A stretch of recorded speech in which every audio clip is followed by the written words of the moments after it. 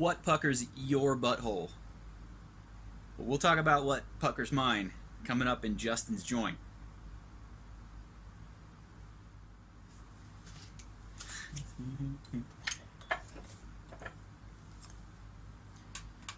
Let's see.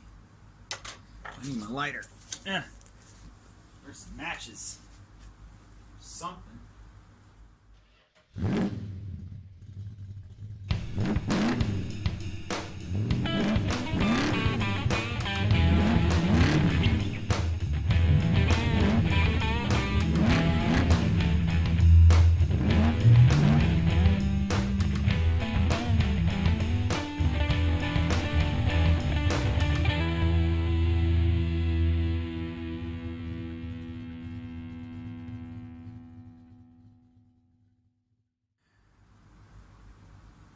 Alright, guys and gals. Probably mostly guys. I can't imagine a gal that would want to watch this channel, but... Hi, Mom. Anyway, so right now, the first thing that I'm going to do is I'm going to pack a pipe with some Mac Baron vanilla cream. Now, lately I've been on a run trying to clear out some space on my tobacco shelf. I've got a lot of tobaccos that I've had for a long time and that I don't smoke very often, and that they're not really particularly my favorites. And this is the next logical one. Now, this is actually a pretty good tobacco. It was just a little bit wet out of the tin, so I had to dry it out. And now that it's dried out, it's actually pretty nice. It smells a lot like honey. Man, it still smells like honey, even after I dried it out a little bit. So what we're going to do is use our fancy schmancy pipe loading device. We're going to put a little bit of this out here, and then you can kind of sort of I'm going to hide behind the plate.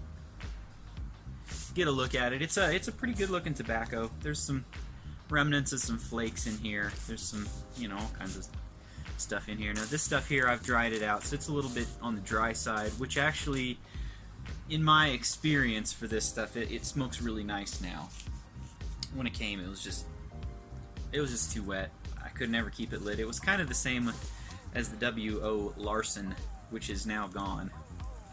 I just could never keep it lit, and if you can't keep it lit, you constantly relighting it, it's just not an enjoyable experience. And pipe smoking is supposed to be an enjoyable experience, so, you know, this stuff actually is a little crispy. I probably maybe dried it a little bit too much, but, you know, whatever. It smokes pretty decent. That's all that matters to me, because it is pretty crunchy all of a sudden. But that just means you gotta pack it a little bit tighter. As you can see, I'm cranking on it. It still is a little bit on the loose side. So let's just pack that in there.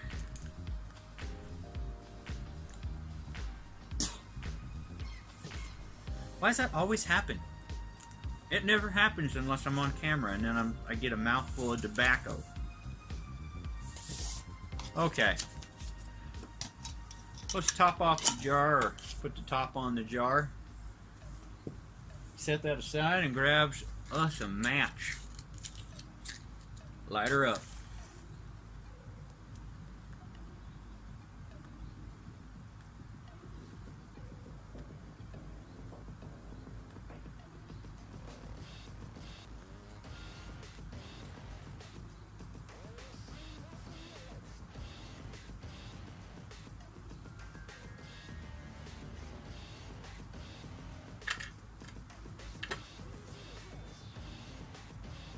I almost don't think I need a...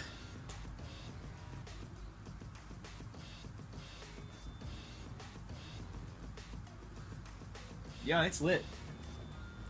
It's dry enough that the charring light was also the true light. Okay, so...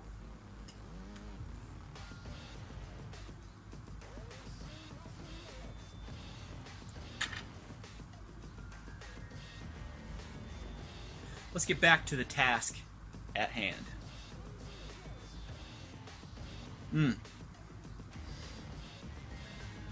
This is smoking good, by the way. Okay, so today I went flying. I decided I wanted to get some aerial footage of some various things. It snowed on New Year's Day yesterday. No, it snowed on New Year's Eve. And so I took my handy dandy Mavic.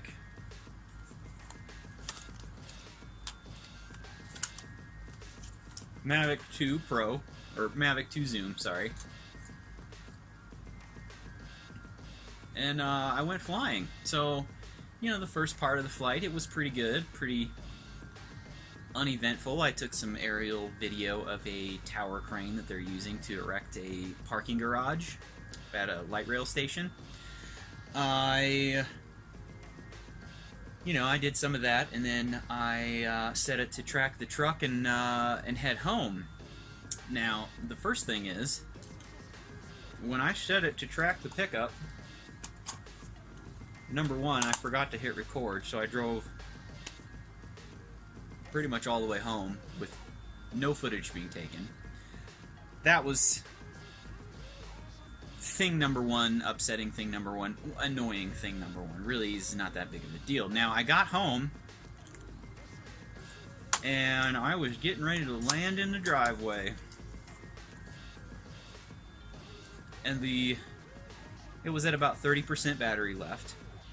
And it was keeping track of where its home point was, where I took off from. Now, this is a setting in here that I probably should have known better. But it said, hey, you idiot, I only have enough power left to go back to where we took off, so I'm going there. So, it just starts flying away by itself back to where I took off from. Now, you can cancel this, okay, but at this point I was in a full-on panic, like, holy crap, this thing is going to go somewhere else. I don't want it to go there. I want to land here. And in the panic, I couldn't figure out which buttons to press on the screen. I was hitting, a box would pop up saying, returning to home. I'd hit cancel. Then you have the X, and you'd press that, and then the box would pop up, and I just kept hitting that and cancel. Well, if I'd have just slowed down to read the box, it would have said, by canceling, return to home, you need to be careful, blah, blah, blah, hit OK. Well, I wasn't hitting OK, I was hitting cancel. Okay, so there's two things about this. Now, you can set your home to basically follow you where the remote is. I think that there's a setting for that. I need to dig into it a little bit more because I think that would be a more applicable way to set this up for me, just because, if I'm out flying it, it's tracking something, it's likely tracking me. So I need to change that, and then the other thing is just knowing the menus and how things work when they pop up, because it was popping up with a thing saying return to home, and then you have the option to cancel it by pressing a red circle with an X in it, and I would press that, and then another box would pop up, and I thought it was something separate. That it was, if I'd have read the box, just read it instead of panicking, I would have seen that it was telling me, hey, just so you know, you need to be careful if you cancel this because there's not enough power left to get all the way back to home. Well, long story short, I just gave up and I let it fly back to where we took off, or where I took off, and I just chased it and picked it up. Now, this was very hair-raising because it was going somewhere that I didn't want it to go. That's the first thing. The second thing, it was going to land in the parking lot where I took off. Now, it was New Year's Day. It was a vet's office, not open. Nobody was parked there. However, had they been open, it could have tried to land on somebody's car. It could have landed somewhere and then somebody not see it and then like run over it. All these things were going through my mind as my $2,000 toy was flying away. Now, it turned out okay. Everything ended well. I actually am kind of glad that this happened because it was a very big learning experience for me. And I'm not going to lie, the footage that it took, because it was running, the footage that it took while it was flying back to its home point, you know, it actually turned out pretty good. It looks pretty nice. So, you know, everything ended okay. Didn't lose my drone. The footage turned out okay. But, you know, let's have a look at some of this footage.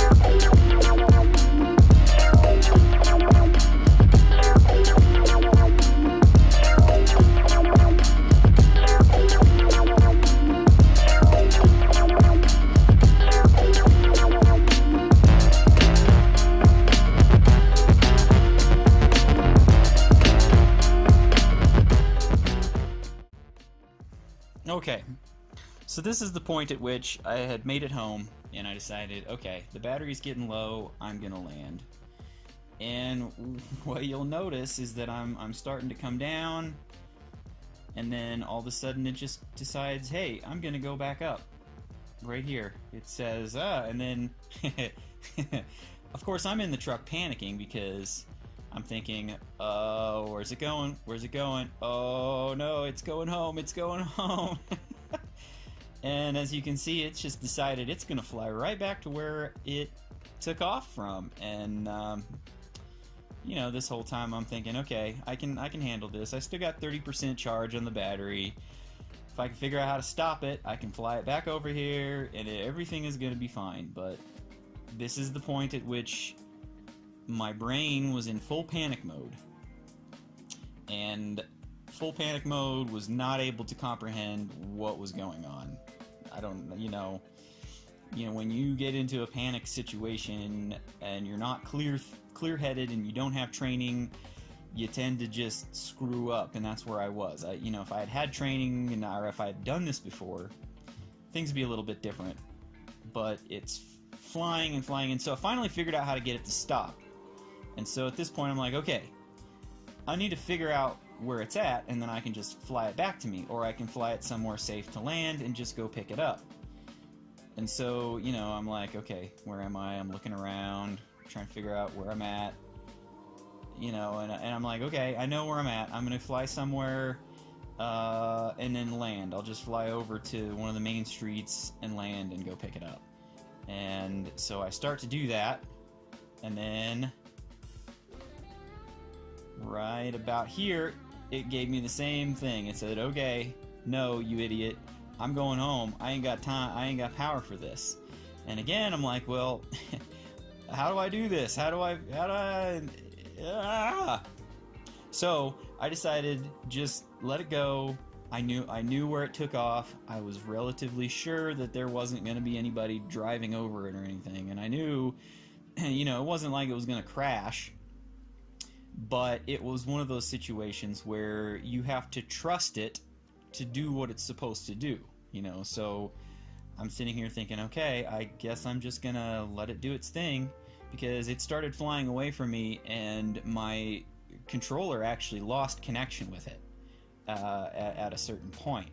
And, you know, that was another thing that I was just like, boy, I hope this thing works, because, again, this is a $2,000 toy that it's just going, you know, doing whatever it wants to do.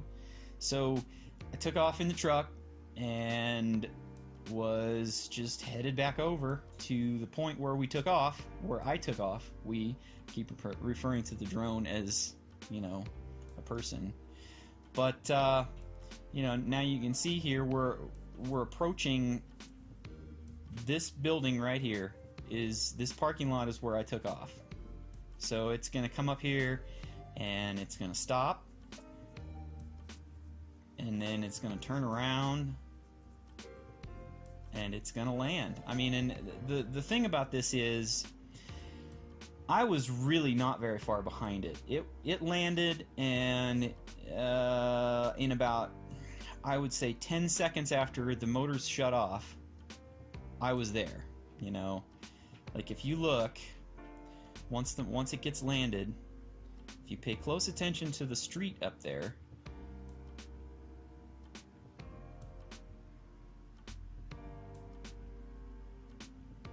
had a close call with a tree. I don't know if you noticed that. Okay, so now we're going to land. The motors are going to shut off.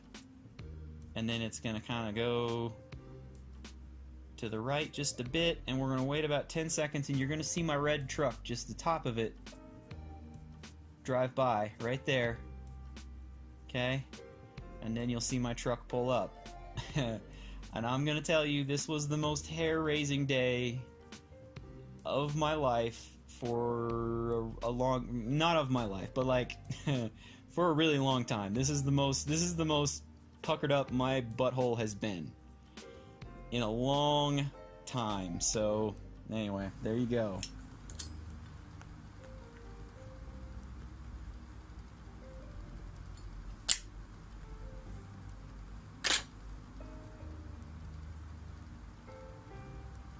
All right. There you have it, some pretty decent footage, and you know, if you didn't know any better,